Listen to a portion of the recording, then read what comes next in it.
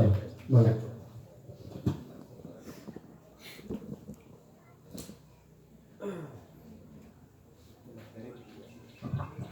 Contoh ini Kepoin Studio ya saya.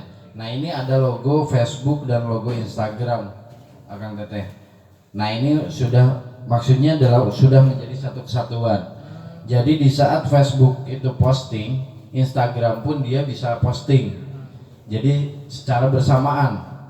Nah pertama itu kelebihannya. Terus kedua kita juga bisa membuat postingan perencanaan. Nah ini kita itu bisa misal contoh, nah ini yang sudah kita lakukan, ini kita itu sudah posting jam 7, jam 11 itu bisa direncanakan.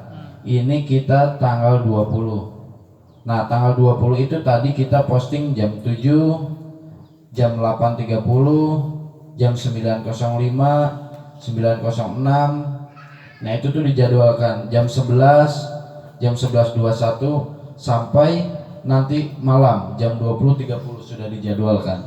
Jadi di sini itu jam 20.30 nanti tuh kita akan posting tutup.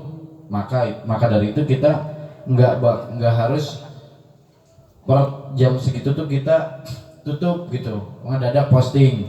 Nah kalau di Instagram, di Facebook itu sudah bisa seperti ini. Nah sekarang semua platform sudah bisa mengikuti seperti ini. TikTok pun sudah bisa seperti ini. Jadi kita tidak harus sulit-sulit misalkan membuat konten hari ini bikin konten 10 gitu Pak. Nanti konten itu kita bagi. Nah, maka dari itu tadi saya menyampaikan kita bisa memfilter dulu, kita bisa memperbaiki kontennya dulu. Bagaimana sih agar apa yang akan kita sampaikan itu tidak menjadi satu kesalahan di kemudian hari gitu. Kita cek dulu pembahasannya betul atau tidak, maknanya betul atau tidak. Ibarat kata kalau ngaji mungkin mahrajnya betul apa tidak gitu. Nah itu kita bisa filter dulu dan kita posting secara berjadwal. Kita bisa posting misalkan besok tanggal 21 kita juga udah bisa posting di hari besok. Nah ini tanggal 22 itu tanggal 21 itu besok kita udah posting. Padahal harinya belum gitu kan ya, harinya besok gitu. Tapi kita udah postingannya sudah keluar. Jam 17 kita posting ini karena target market kitanya itu foto keluarga itu biasanya kita menunggu orang itu pulang kerja. Nah kalau di Banjar itu rata-rata kerjanya jam 4 dan jam setengah 9. Maka dari itu kita postingnya itu di jam 17 dan jam 20.30. Pertama jam 20.30 untuk merecall orang di hari kemudian. Makanya kita recall di tanggal 20.30 dan di tanggal 22 nya kita posting dari jam 7. Jadi maksudnya apa? Apa yang kita posting terus ada di beranda teman-teman atau di beranda Bapak Ibu sekalian. Bapak Ibu sekalian itu akan terngiang-ngiang terus baru lihat postingan Kepoin hari tadi misalkan jam 5. Sekarang misalkan jam 5. Besok itu jam 7 pagi sudah diingatkan lagi sama kita bahwa jangan lupa datang ke Kepoin Studio. Itu jam 7 kita udah recall gitu. Dan jam 7 itu maksudnya hanya merecall, hanya mengingatkan. Karena kita akan ingatkan lagi jam 08.30 bahwa kita mengingatkan bahwa kita baru buka. Nah, begitupun dengan ini dipergunakan untuk ngaji atau untuk dakwah. Misalkan dakwah jam 4 mengingatkan bahwa salat zuhur itu jangan telat dan lain sebagainya. Jam 12 ya Pak, kita posting jam 11. Otomatis orang yang melihat sosial media tuh astagfirullah sekedap di berdekanan zuhur ya gitu, karena jam 11 kita sudah ingatkan ya. Nah begitupun pemanfaatan sosial media yang memang ini kita sarankan. Ini sudah sosial media sudah memberikan ruang untuk kita bisa dimanfaatkan untuk ke hal yang positif gitu. Nah tinggal kita mendorong bareng-bareng. Kebayang kalau kata Pak Haji Oni kemarin itu, kebayang ini ada 100 orang lebih ya Pak ya, 100 orang lebih kita bikin konten bareng-bareng. Misalkan tentang yang sekarang lagi happening bahwa larangan judi online, kita posting barang-barang di jam yang berbeda-beda dijadwalkan, misalkan setiap 5 menit sekali. Di sini misalkan dari jam 12 siang, 12.05, 12.10, 12.15, itu dengan beda-beda orang. Kebayang orang pas lihat sosial media, iya teh dengan beritana larangan judi online, baik dengan gunawannya gitu kan. Jadi secara tidak langsung psikis orang itu merasa diberitahunya itu kan akan jadi ini teh banyak yang ingetan, berarti orang teh salah gitu kan. Biasanya kalau saya yang merasanya, kalau diomongin oleh satu orang, biasanya kan kalau manusia mungkin lumrahnya gitu, eta ngecek si eta we gitu kan.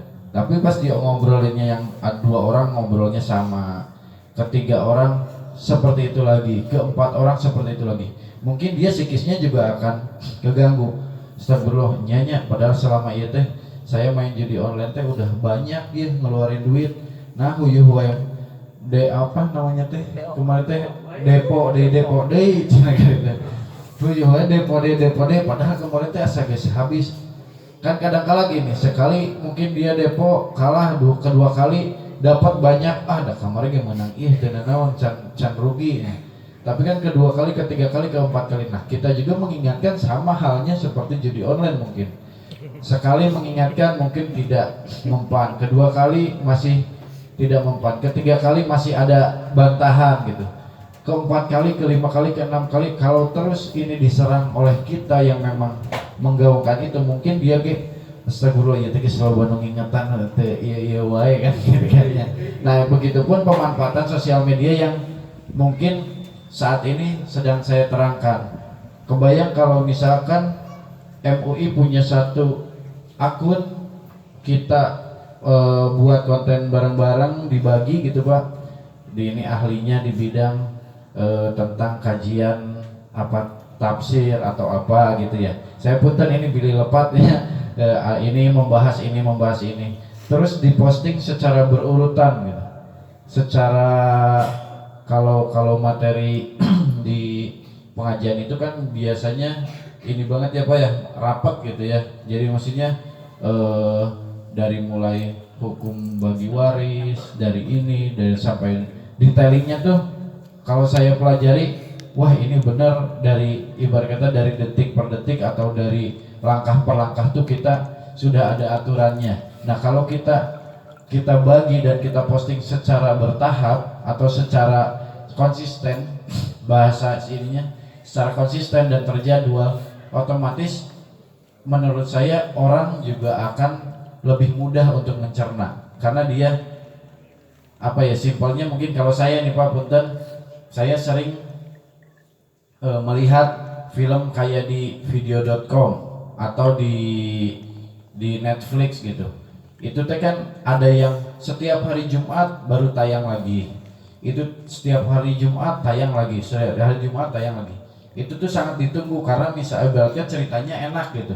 Ceritanya memang bisa kita konsumsi gitu ya. Nah begitupun mungkin dakwah, kalau setiap Jumat itu konsisten, setiap Kamis konsisten, setiap Senin materinya tentang dunia misalkan, hari Selasanya tentang syarat-syarat sholat, hari Rabunya tentang zakat apa gitu. Tapi konsisten setiap hari itu pasti materi itu keluar, otomatis orang akan menunggu dan juga dia bisa dipelajari lagi. Kadang-kala ditonton lagi yang season sebelumnya, nanti pas nemu hari Rabu kemudian baru dia nonton lanjutannya. Nah begitupun mungkin dengan materi dakwah, kalau saya kira Pak, di saat memang konten dijalankan secara konsisten, insya Allah nyampainya juga akan lebih kena gitu. Nah itu mungkin kurang lebihnya terkait penjadwalan. Nah caranya seperti apa? Sebetulnya sangat mudah banget Pak. Kita tinggal buat postingan, ada tulisan buat postingan di pojok sebelah sini, di pojok kiri ya.